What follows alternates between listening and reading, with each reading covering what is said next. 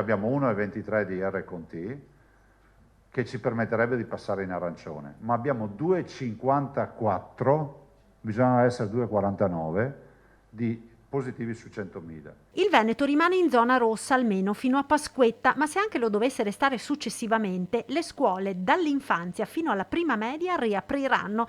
Quest'ultima novità è stata comunicata dal Premier Draghi a seguito della riunione della cabina di regia e sulle scuole si è espresso anche il presidente Zaia sottolineando la necessità di uno screening con i tamponi per gli studenti. Le scuole, secondo me, l'apertura è affrontabile, è sostenibile, ma va fatta con garantita ai ragazzi e alle famiglie con i test.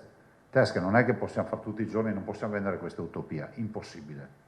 Però a cadenza, oppure utilizzando delle scuole sentinella più, diciamo, numericamente più importanti di quelle che abbiamo oggi, potrebbe già essere una buona soluzione. Intanto prosegue la campagna vaccinale, ieri ne sono stati somministrati 24.000, contiamo, ha detto Zaia, di arrivare a 30.000 e per far correre la macchina serve la collaborazione di tutti. Le ULSS stanno facendo bandi interni per reclutare medici disponibili a vaccinare, ma si cercano anche tra i cittadini volontari per dare una mano nelle pratiche di accettazione o di accoglienza delle persone. C'è bisogno dell'aiuto di tutti.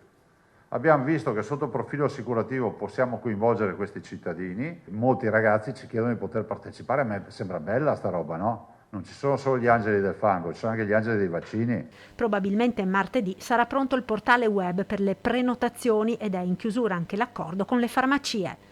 Lunedì chiudiamo l'accordo con le farmacie per la prenotazione, ma mettiamo anche insieme alla prenotazione anche la compilazione dei vari documenti, soprattutto per le persone più anziane. Questo insomma dovrebbe dare un supporto importante, un accompagnamento sia per le persone più anziane ma anche nei nostri centri, perché leviamo anche un po' poi di lavoro burocratico.